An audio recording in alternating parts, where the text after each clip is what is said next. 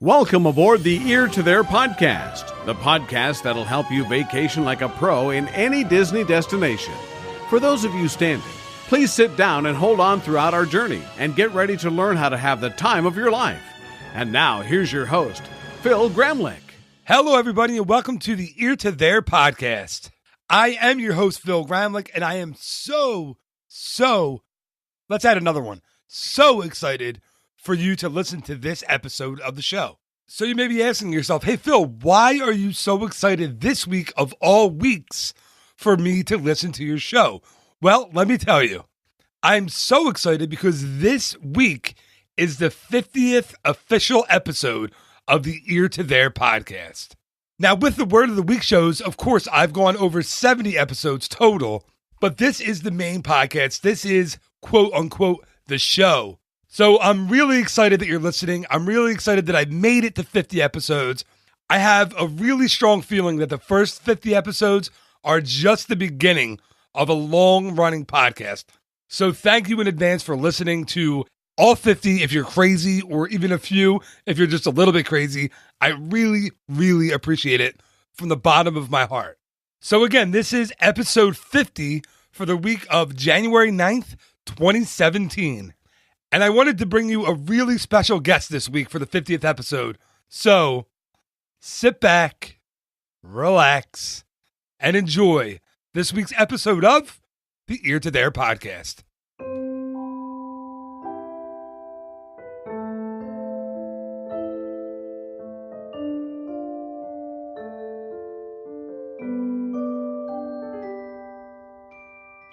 My guest this week is a very special one for me. He's the guy that got me first interested in the podcast world with his top 10 smells of Walt Disney World episode years ago. He was a lawyer and is now an author, a podcaster, a mentor, and a friend. He's the award-winning host of the WDW radio show, which is dedicated to helping you get the most out of your Walt Disney World vacation. Mr. Lou Mongello, welcome to the show. Dude, thank you so much. And I did not realize it was the top 10 smells that got you into the into the ecosystem, as it were. Yeah, what's funny is I had a friend of mine that listened to your show a while ago and said, listen to this one because we've talked about the musty water smell at Pirates. We've always had that, like when I was on a college program, we talked about that. So my friend was like, you have to listen to this. This guy knows what you're talking about. So I listened to it and I was like, oh my God, he's right. These are my people. Yeah. So that's what did it for me. Like that, and I'll try to remember the other ones that you had on that episode. I don't remember, but I actually did my own. I completely ripped your idea off. I did my own top 10 smells. I don't call it top 10 though. We just call it top because top 9. You just do top to make it different. Because you know what I usually do? I usually end up talking way too much, and then I have to cut half the episode out to make it fit in like under an hour. So yeah, we just call it top on however we go, however many we get. But hey, Lou, thanks again for agreeing to do this. And this is my 50th podcast episode. So Dude, congratulations, man. That is a huge, all kidding aside, that is a huge accomplishment, man. I'm really happy for you and proud of you, man. Thank you. Yeah, and it's actually more than that. I think I have like 67 or 68 episodes, but a lot of them are the word of the week ones that are the 10-minute ones. So this is my 50th real, like actual Ear to There podcast one. So yeah, thank you. So just remember, it wouldn't be possible without Lou Mongello. Nah, this is all you, brother. This is all you doing good stuff. All right, man. So people, I know everybody knows who you are, but I don't know if everyone in my crowd knows who you are, every one of my listeners. So I wanted to give a little bit of background on you first, and I'm not going to bring up the fact that you're a Giants fan. We're not going to talk about that at all. And we're recording like when the Giants and Eagles are about to play each other. So I didn't think it through. That wasn't a good call by me. Because now I'm all stressed out. I'm like, I should hate this guy today. I really should.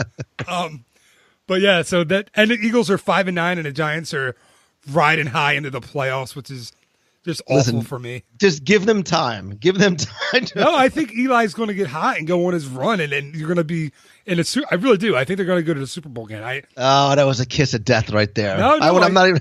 I honestly do. He doesn't have many years left in him. I think this is going to be like the last hurrah for him.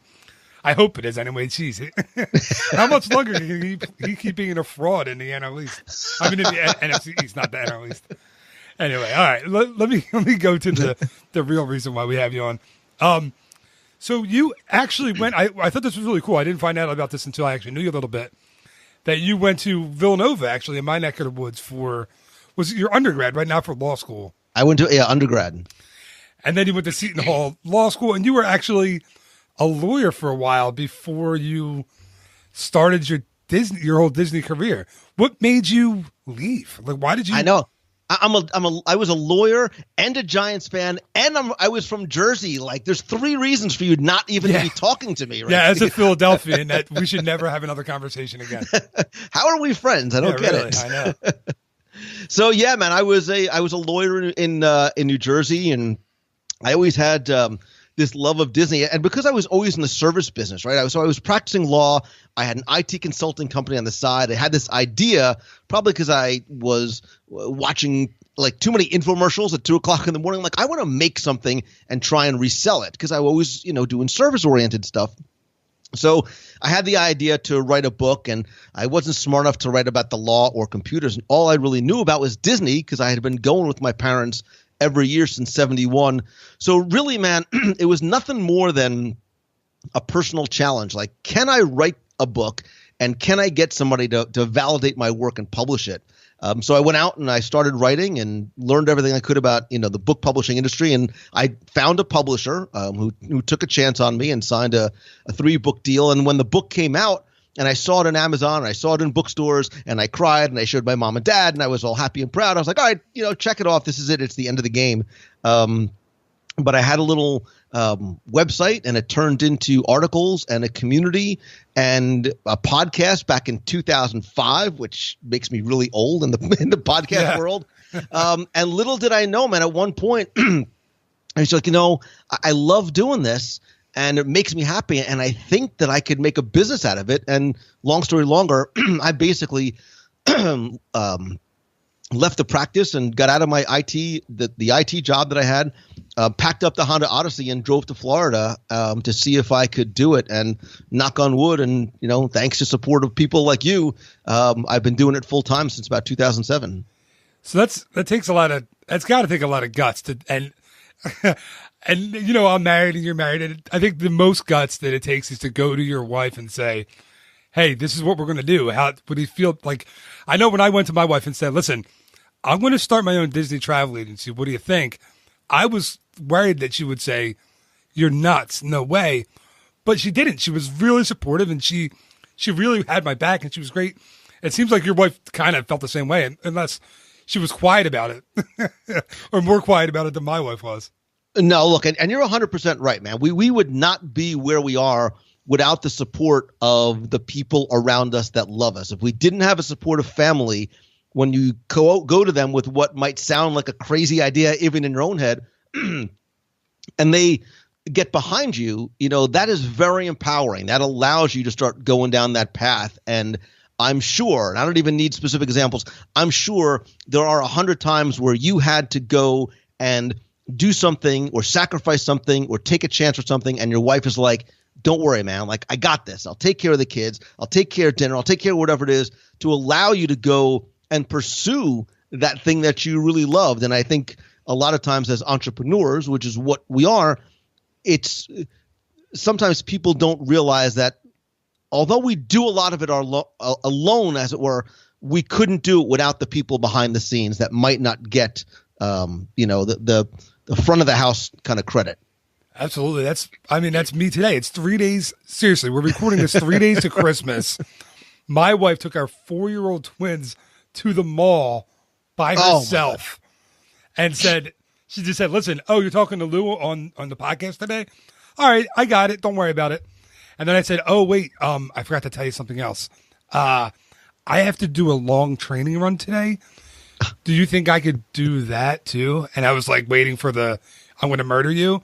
But it was, go ahead, just pick us up after. And I was like, oh my God. Yeah, you're right. You need the support of someone like that. And we're both really, really super lucky to have it, I think. No kidding. But wait a minute. One thing I wanted to bring up, okay? And I don't want to embarrass you. You said you wrote your first book, and it was the Disney trivia book. Right. Right. I remember somewhere along the line reading that you had a book before that. Am I crazy? All right, so maybe there's always been a little bit of entrepreneur in Lou Mongello. I think I got it from my parents, who always had some sort of side hustle going on, whether it was like a bagel store, an antique store, the flea market on the weekends, whatever it was. So when I was in college, I might have been I think I started before that. But when I was in college, I had a little DJ business, and I was really sort of self-taught. And I said, there's really no resource out there for somebody that might want to learn how to be a DJ, like how to actually, what the equipment they need, how to do it, how to start the business aspect of it. So that was really the first book I ever wrote. And when I say I wrote it on WordPerfect 5.0 for DOS. I printed it out. I spiral bound it in my house and shipped it out. So I was like the writer, the printer, the publisher, the editor, the sales guy, that doing all those things. And I still, not that you'll ever see one, but I still have copies of my old DJ handbook laying around from 1990. I think it was 89, 90, somewhere around there. See, that's so cool. And you were how old when you were doing that? I don't want to age you, but I just around. I was born in 68, so I was 20-ish, somewhere around there. So you're college age guy. That's cool. And there's so many young guys now that are doing that kind of thing. I think with now being an entrepreneur is kind of a cool thing. When I seriously, when I was a kid, if I were to tell my dad that I was going to open my own thing on he would have told me I was nuts and I had to go to college, which I did. But I think now it makes it with the internet, with, everybody can access everybody else all in once. You have in your hand, you have your cell phone, which is, your camera, your movie recorder, your everything. And it makes it easier for young people to kind of create that, a brand. I know brand sounds like a corny way to say it, but you can create your own thing. It's so much easier now than you putting a book together in your garage and, at 20 years old. It's easier in terms that it's more accessible. It's right. Still, what entrepreneurs do, what we do is not easy. It's simpler, right? It's, there's a lot of things that go on behind the scenes. You're a lot of things that go on backstage that people don't see, but you're right. The age of entrepreneurship is scaled back exponentially, whether it's kids, and now I sound old, whether it's kids taking their phone and doing videos on YouTube and getting sponsored or ad revenue and making hundreds of thousands, if not, 7 figures a year, that's incredible, man. Those are opportunities that were not present when we were children. Yeah. You had to wait to get a job on radio, a job on TV, some sort of a big break. Now you can go out. If you've got the hustle, you can make the break yourself. And it is an amazing time that we live in. It really is. I mean, you're right. There are kids. We were watching, my kids and I. Now, my oldest, she's 6, and she doesn't really, she doesn't get free reign over the YouTube or anything like that. But we were watching this video because they asked for this game, this pie in the face game from Santa Claus, right? Yeah, right. So and I was like, well, I don't know what that is. And my wife was like, you can find it on YouTube. So I looked it up on YouTube and I started watching it and I was like, what is this? And literally, that's what this game is. It's you get hit in the face with a pie if you lose or if you win. I don't know. But whilst we were looking at these videos, there was these 2 kids, really cute girl, cute, teenage kid. And they're, 6 and 17 years old, and they have 1 million YouTube followers. Yeah. And they have advertisements on their pie in the face game video. And I'm like, that blows me away that these kids can do that this young. It's nuts. And that's, the YouTube stars, the Snapchat people, the Musical.ly people, those are their celebrities. Those are the people that, the same way that we look to movies and TVs for our stars and A-list people, that's where their A-list is coming from. Yeah, I mean, I had the Muppets. When Disney announced the Muppets were coming to Liberty Square, I mean, I was so excited. And my kids, they have that now too because they're big Muppet fans because I am. So like one of our big things is watching Muppet Family Christmas every Christmas. We didn't do that yet. We're going to do that this week. But you're right. Now they don't like. I don't like I said. I have little kids, and I know your kids are a bit older, and I swear I feel like there's no like they don't even watch TV anymore. It's like phone, tablet, computer. That's it, and not even a computer. Like I feel like the laptop is kind of lost on them too. It's crazy.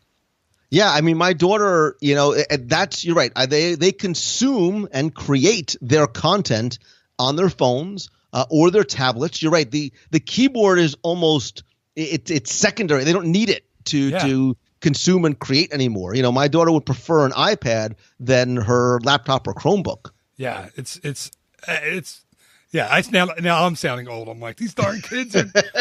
Anyway, so all right, let's get back on track. I want to talk about Disney a little more. So I wanted to see, like, what was it like for you? Like you said, you packed up the Odyssey, you went to Florida. Did you have a job lined up? Did you have a sponsorship lined up, or did you just you just took the chance and went? I still don't have a job, right? So I didn't. I was in a position where I said, look, I feel like I am on the cusp of something. Now, there's a lot of, I feel like I may be on the cusp of, there's a lot of variable in there. Not like, hey, if I'm there, I can do A, B, C, and D. I just knew, Phil, like this is what I wanted to do, and I needed to be here in order to do it.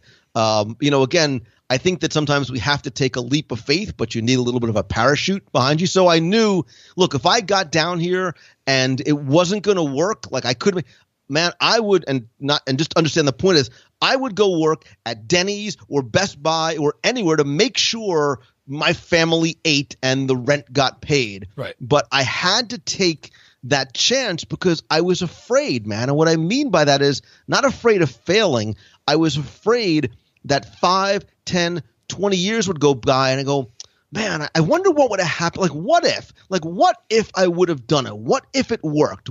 So it wasn't the fear of what if I fail? It was, what if it works? Like, what if I'm able to make it happen? And I think there's a very fine line between what some people might consider brilliance and absolute insanity. Fortunately for me, it worked. So I seem smarter than I probably was. But yeah, it very much was a huge leap of faith. And again, with the support and the love of the people around you to let that happen. Yeah, I mean, that's kind of why I'm doing what I'm doing. Like I said, I talked to my wife and she was super supportive about it. But it was, reading books and listening to your podcast, especially, I thought, you know what, this guy did it, and if he can this idiot can do it, I can do it. Yeah, no, it's not like that. It's just like he's you're very positive on your podcast, and it's not just on a podcast. You're very positive and a very genuine guy off the podcast as well. You're like, I always tell people that if I mention you, I always say, what you see on the podcast is what you get. He's just a genuinely good dude. But now I lost my train of thought, so I'm going to have to edit this. Right. So what I was going to say is it takes a little bit of like insanity to make that jump and to do that. And that's kind of what I was. Like I was like, well, I'm going to just do it. And if it doesn't work out, we'll see, then I could always go back to, education or do whatever I want later. But I'm in my 30s. I figure I'll give it a try. And if it doesn't work out, all right. But I took the chance, and a lot of it was inspired by you. So thank you, because now I'm, sitting in this little office/studio with all my Disney stuff, and I, have a ton of clients, and I sell Disney. Well, sell it isn't the right word, but I help people plan their Disney trips every day, and I was doing that for free a couple years ago for my friends and my family, and my friends and family would recommend people to come to me, and I would do it for free for them, and they would throw me a gift card or something or take me out to dinner.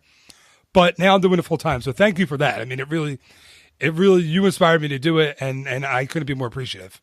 That means a lot for you to say that. And as much as I appreciate it, man, this is all you. You are, doing it and building it and hustling it. And I I admire you, man, and I am grateful that you have allowed me just to sort of be part of and pay witness to, your journey. You are the epitome of, good people doing good things, and that's why you're successful. Thanks, Lou. I appreciate that.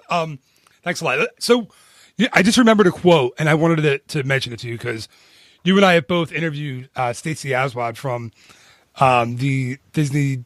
Now I can't remember the name of it, but the top 10 and the Disney Resort TV, and she had a great quote when I talked to her about taking that chance because she got the job for Disney just kind of on a whim. She read for it, she got it, and then she had to decide if she was going to move out to LA. And she said, and I know this isn't her original quote, but she said she's a big believer in the quote, just jump and a net will appear. And I love that quote. I thought that was a really cool. I like that. Yeah, and I think about that all the time whenever I'm thinking of like adding something to my business, or I have to mention that to her because that stuck with me. That's something that I really liked. Yeah, and look, man, a lot of times people think that you have this elaborate business plan. I get this all the time, and what was my business? And I'm like, business plan? Like, dude, I'm still figuring out as we go along. I mean, that's the beauty of what we do, right? Is that we can adjust on the fly, excuse me, and figure things out. And I love coming up with new ideas, and I'm always thinking about, what's new and what's next. For some people, that's scary. For me, that's the thing that fuels my fire. And I think sometimes, Phil, even a little bit of fear is good for you because that's the thing that gets you up out of bed in the morning and keeps you up late at night. Sometimes when you're just not feeling it is, hey, man, I am responsible to make sure that I'm the captain of the ship and, the entire crew. So I've got to make sure that it works. Yeah, I completely agree with that. And it's funny that you mentioned, I don't know why I thought of this. And I go off on these strange tangents, as you know. And I just thought of when you said you had to have a business plan, you have to have this elaborate business plan. And you said, no, I didn't have one. This is completely off topic, and I'm sorry, but people who listen to my show know me and know that I do this all the time. When my wife was pregnant with our first child, our daughter, we didn't know what we were doing. We went through IVF, and it was she did. I was kind of just there, but the poor girl went through like, a ton of this crazy ordeal, and she's finally pregnant. And we have this doctor that we see, and he is just he has the driest, funniest sense of humor, and he's just phenomenal. So we go see, we read all this about birth plan, like you need a birth plan. and we're like, oh, should we have a birth plan?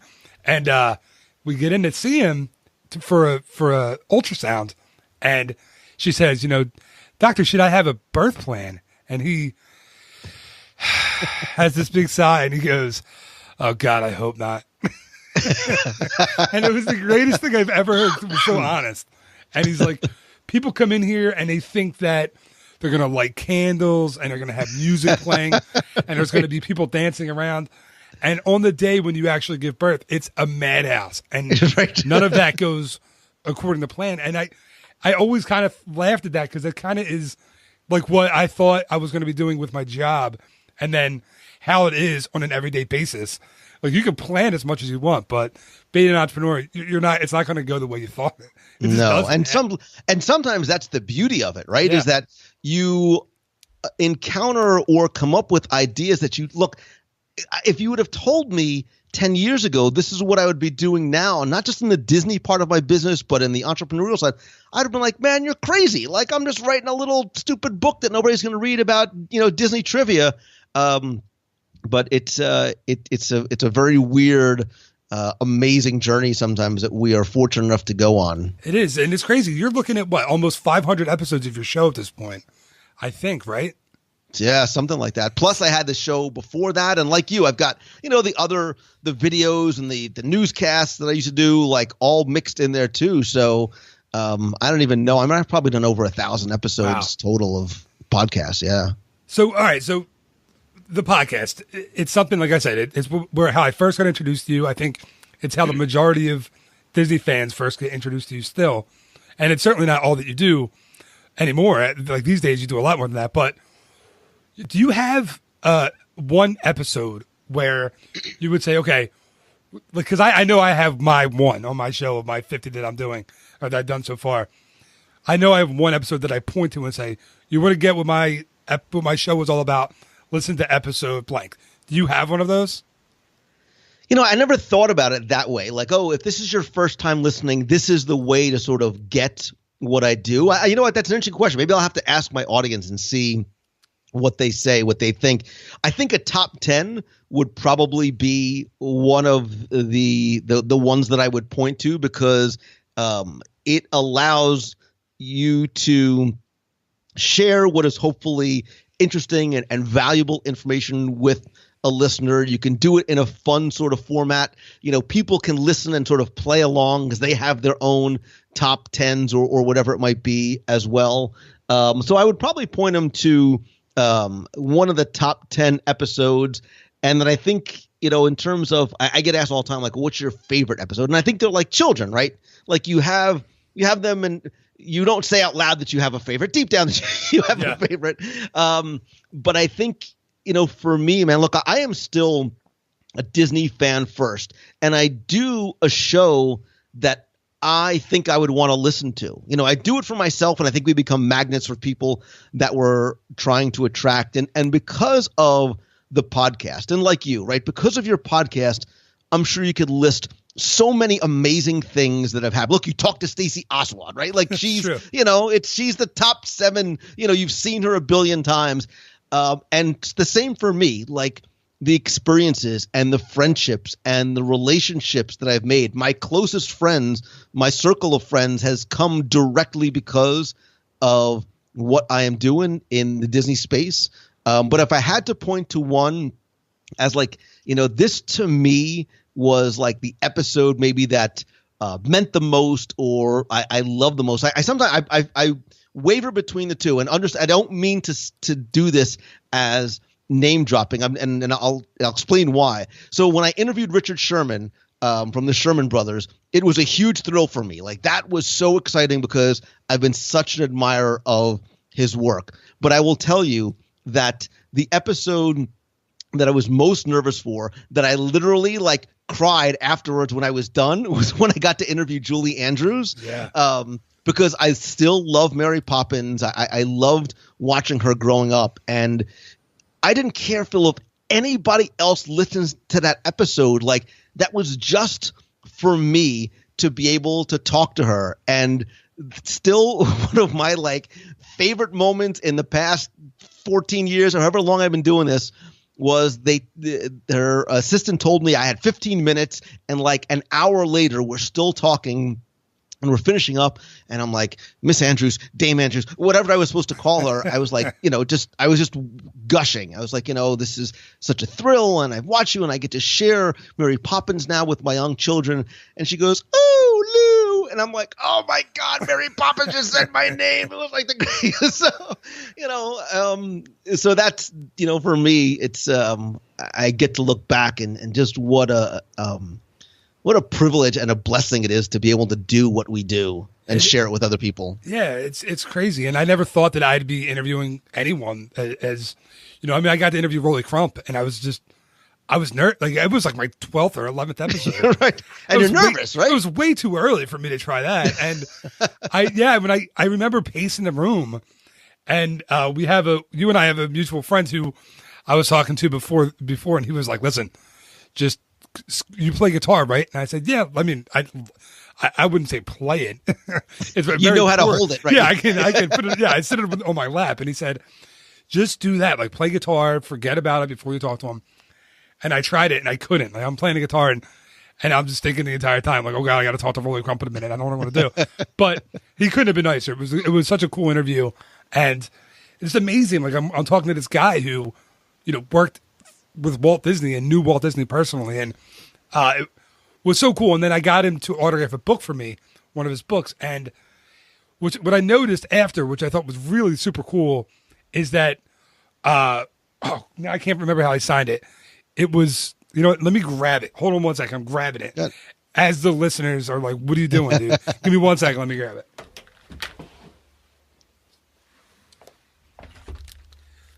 So the way Walt Disney would sign things is he would write two, I've seen an autograph that Rolly has in his office, and it says, "To Rolly, my best, Walt Disney." So he signs it the same exact way when he signs his autograph. Wow. He kind of carries on Walt's legacy in that. He wrote, "To Phil, my best, Rolly Crump." And I thought, man, that is it's so cool to, first of all, talk to a guy who worked with Walt Disney and was friends with Walt Disney. But, I'm also talking to a guy who's one person away from Walt Disney and also kind of like this genius himself. Like, it's crazy to think about that. And when I first started my podcast less than a year ago, I never thought I'd have the chance to do that quickly. So it's crazy.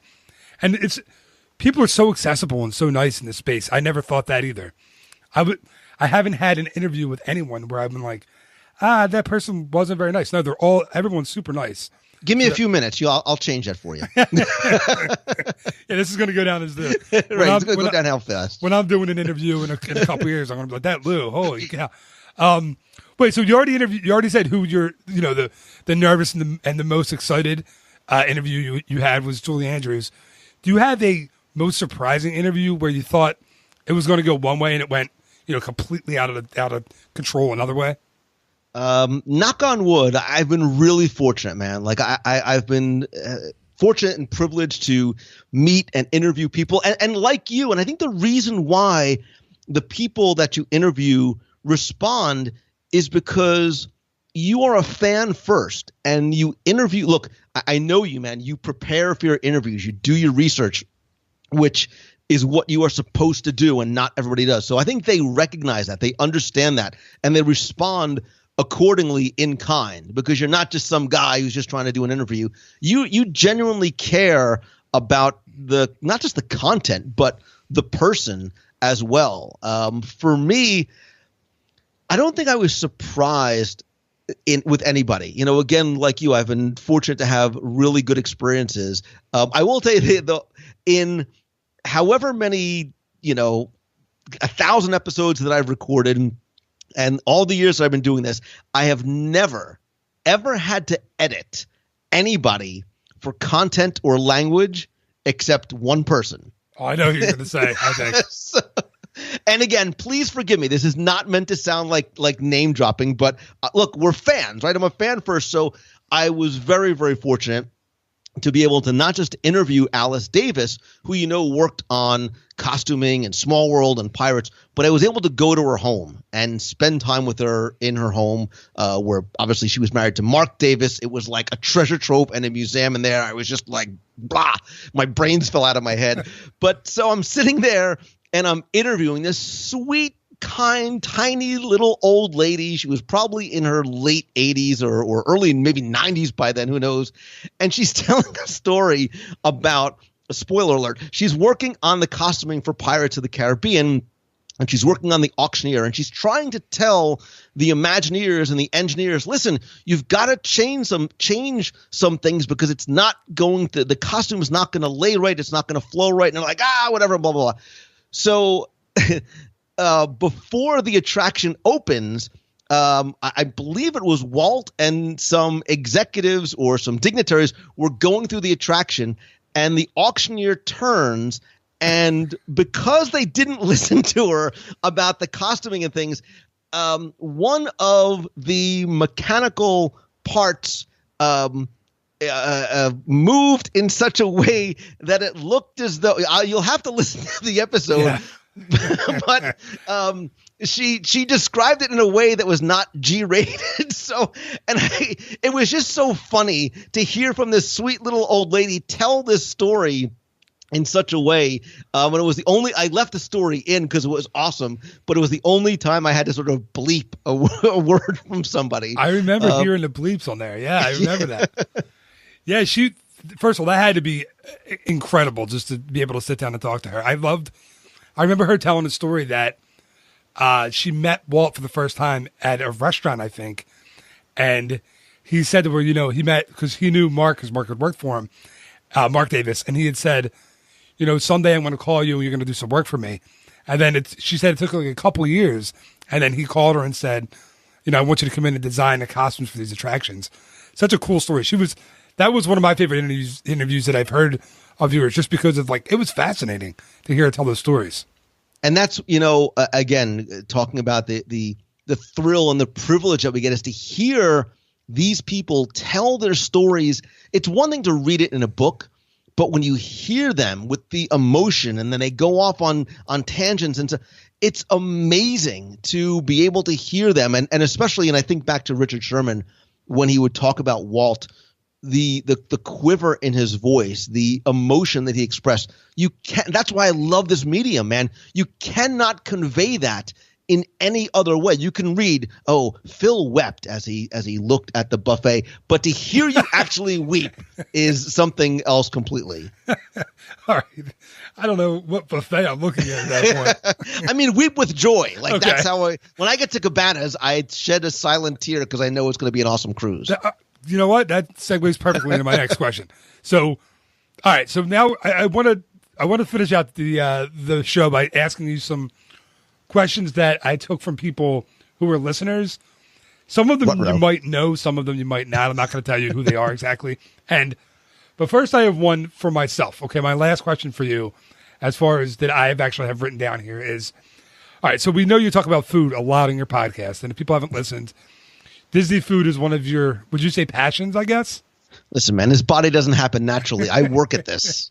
So, all right, I know you can't narrow it down to one meal, but here's my question, and this might be tough for you. You're only allowed to eat in one Walt Disney World restaurant the rest of your life. What do you pick? The rest of my life? Only one.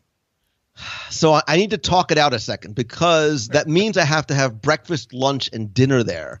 So that takes out of the equation some of my favorite restaurants that don't serve breakfast. You're really thinking this through. I am. Listen, we're talking food, man. This is really important to me. All right. So if you don't mind, I'm going to think out loud. It probably isn't going to be in Magic Kingdom. It's not going to be in Studios. Where in breakfast? I don't know if it would be. It's going to have to be at a resort somewhere. I'm panicking. I'm really panicking. Maybe, do I say Ohana just because it's unlimited food at every meal? Or maybe it's a buffet somewhere. I like to graze. I like to sort of graze. Oh man, I'll let you off the hook. I've never been asked this question. What would you say? I would go with Kona Cafe. Oh God, that's an awesome choice. All right, we'll have dinner. I'll see you at Kona. Yeah, for the rest of our lives. I mean, you get the taco toast for breakfast, right? You never get tired of that. Sushi in the afternoon. Go. I've been told, and I haven't tried it, that the duck at Kona Cafe dinner is phenomenal. I have a friend of mine who, at Star Wars Dark Side half marathon weekend, he wants to have a mandate at Kona because he wants me to try the duck. So I think we're gonna have to do that. Nice. Never had it. I like it. All right. So here's some questions from some other folks. This one wanted me to tell you that his name was Ralph Wiggum. And his question is, he wants to know your guesses on the opening dates for the following: Avatar Land, Star Wars Land, and Toy Story Land. And he said just closest to the pin. What do you think? Oh, I'm awful at this. I'm awful at dates to begin with. And, Disney finally got smart enough to they just don't even mention dates anymore. Sometime in the future is when it's going to open. Because you don't want to run into that problem, right? You say, oh, we're going to open, mid-December, and then you book your trip for late December, and you're like, ruh-roh, it's not open, and I fully expected to see, whatever. Rivers of Light, is that what you're talking about? Yeah, because look, things happen. Right. These are incredibly complicated attractions and shows and productions.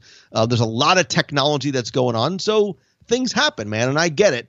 So Toy Story, Star Wars, and Pandora. I think that Pandora and Star Wars World, Land, whatever it's going to be called, I think they're going to open in phases and stages. So we'll say Pandora, yikes. I have no idea. Oh, my God, I'm so awful at this. I mean, because they even sort of adjusted when, the time frame for Pandora You're yet? Saying what I keep reading is possibly a soft opening early summer, 2017, or late spring, early summer 2017. But who knows? It looks, when you walk past it, like, or when you are parking outside, it looks pretty nice. It looks like it's done. But who knows? Yeah. All right. I'll say, I'm going to say July 21st. All right.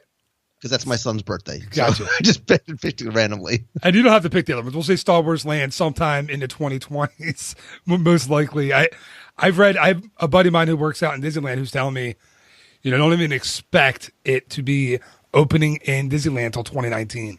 Yeah. So I think we have a while to go on those. I think they are working very rapidly on it.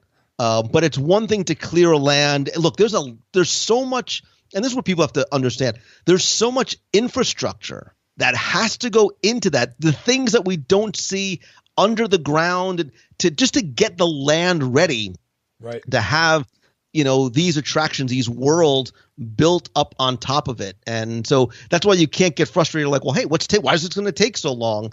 It's like building a city. Especially when you have to demolish something first. I mean, look at Hollywood Studios. You're taking out everything that was there already, right? And then replacing all that with new stuff. It's a lot more hard. It's a tougher job than it is just building something on the dirt. You know what I mean? Yep. Because I was just actually talking about this with somebody with Universal and saying, well, and Universal didn't have this huge thing anyway. That the park that shall not be named is what I usually say. I don't even know what you're talking about. I know, right? So, okay. What I just thought of, and I just mentioned this recently, is I got a lot of letters and emails about the fountain out in front of Muppets, and people are really upset right now that it's a planter and it's not a fountain. And I like, my kids love taking pictures in front of that fountain. We've done it for years. It's like one of the family pictures we take.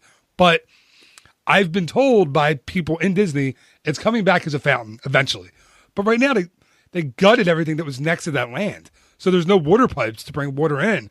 So it's just funny that that's one of the things that people.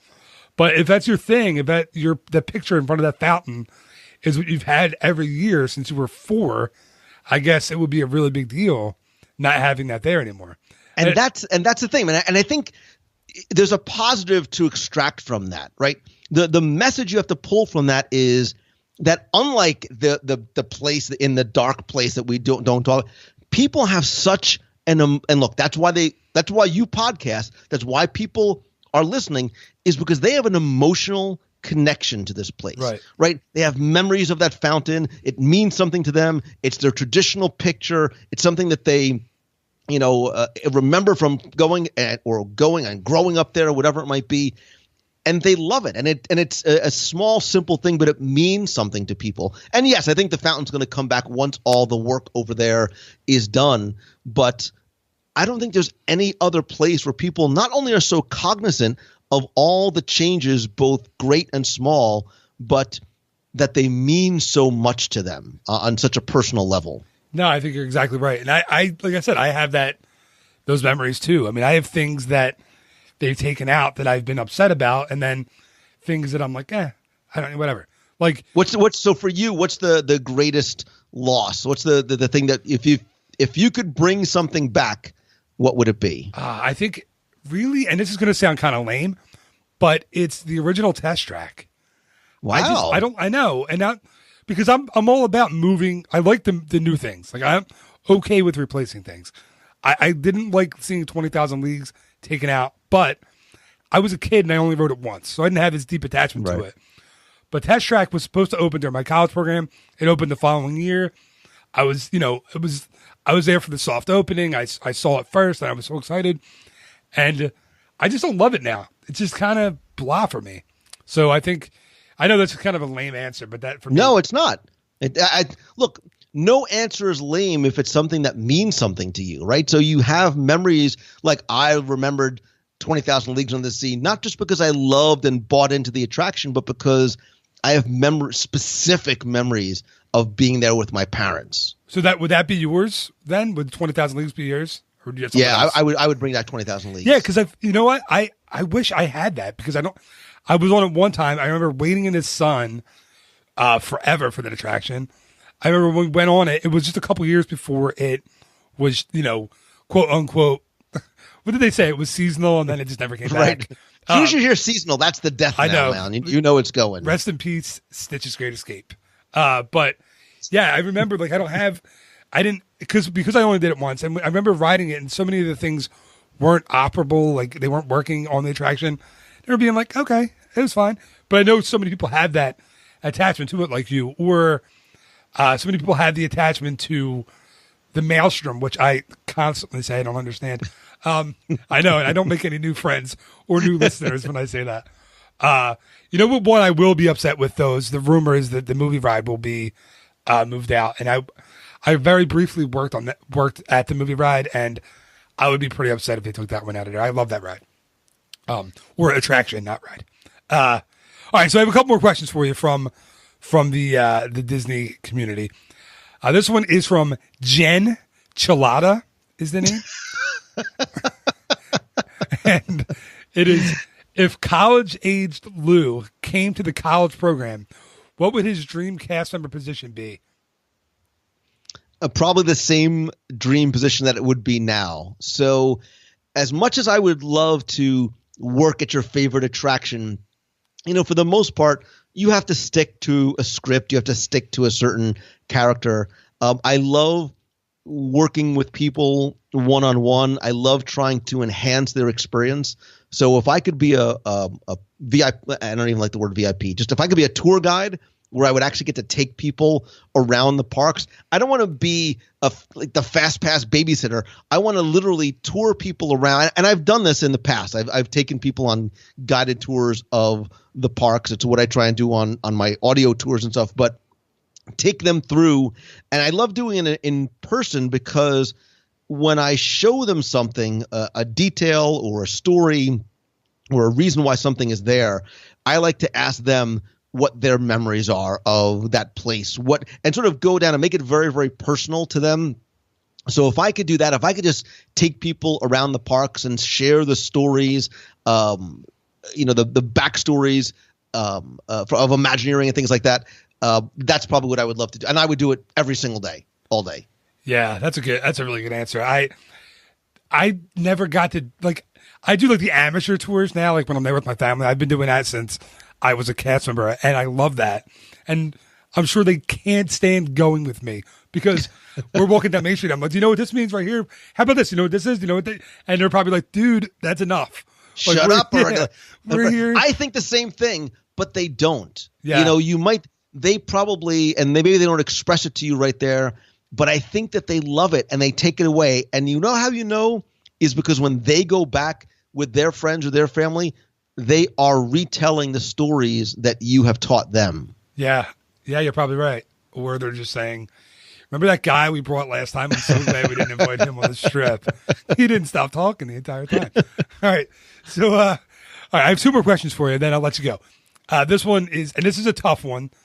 And I don't have a name for this individual. So I'm going to call him, I don't know, Ghost number 3. Because I actually didn't leave this up to my listeners. I just asked people that we both know because it was kind of a last minute idea that I had. So I got their question. So here we go. If you could put together a meal from all the restaurants at Walt Disney World, what would it be? So you have to pick one appetizer, a drink, an entree, and a dessert. But any combination of anything. That's a good question, man. And in 10 years, I've never been asked that. And you certainly know how to get to, because now I'm starving too. So a drink, an appetizer, an entree, and desserts.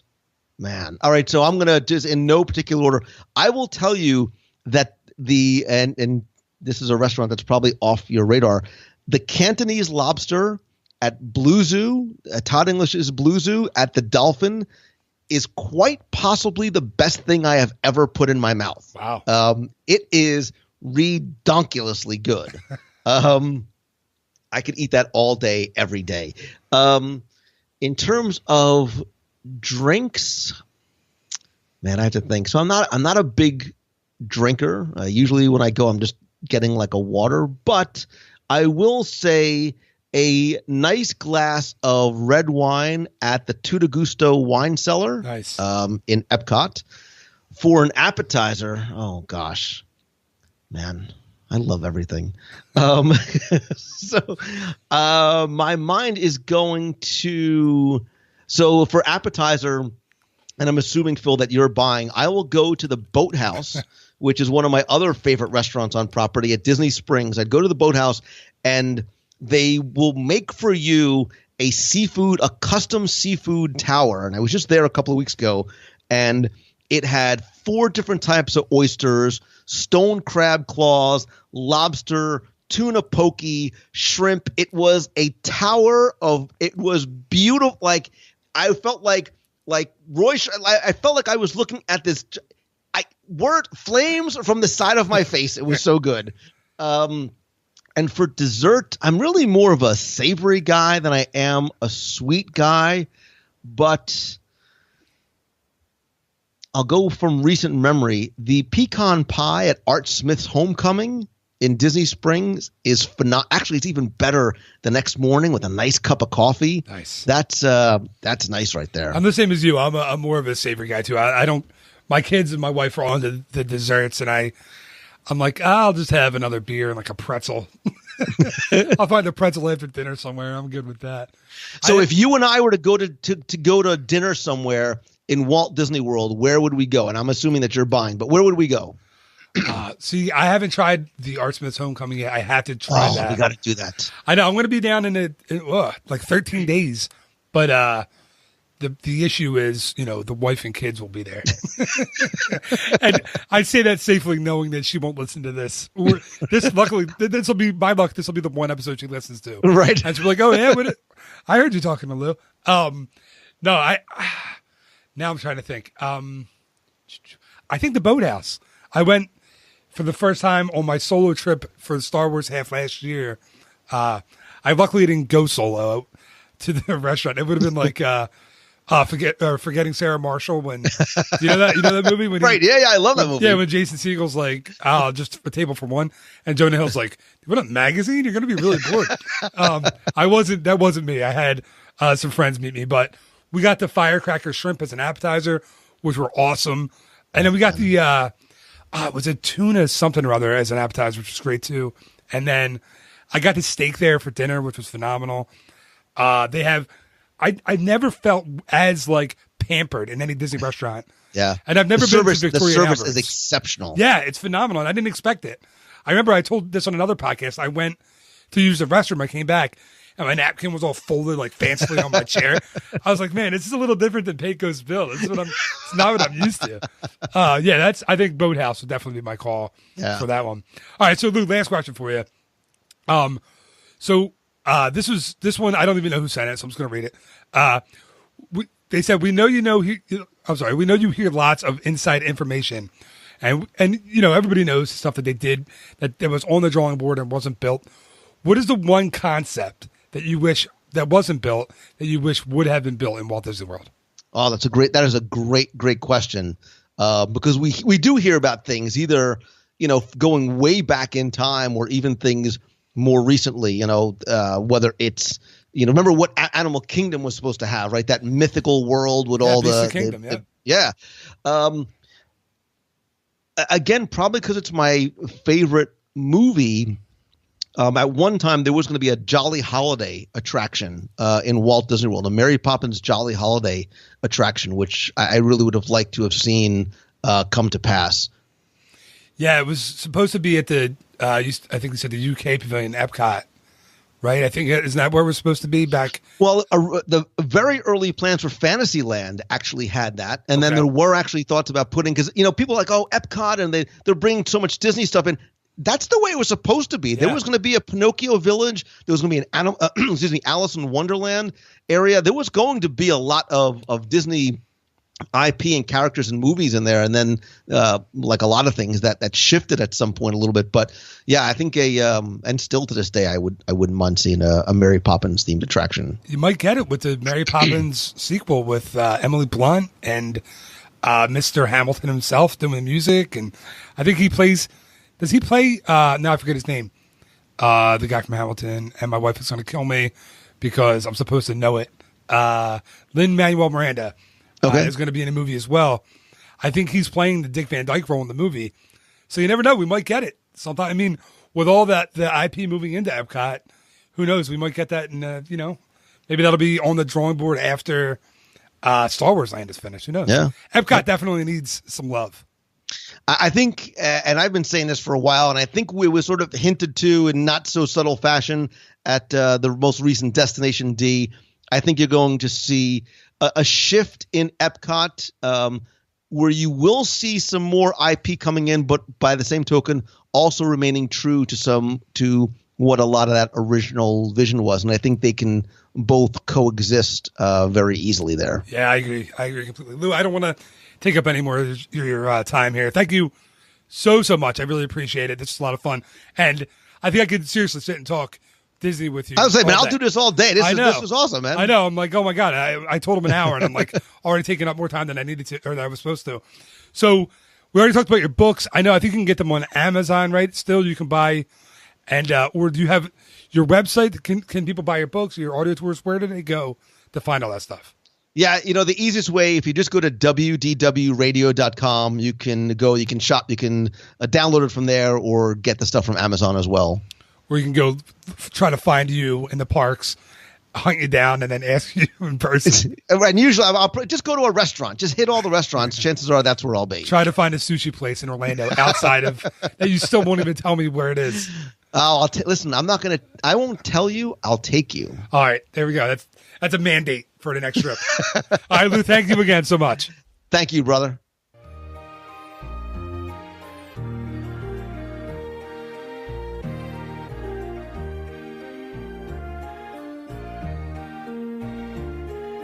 And that is going to do it for the 50th episode of the Ear to There podcast.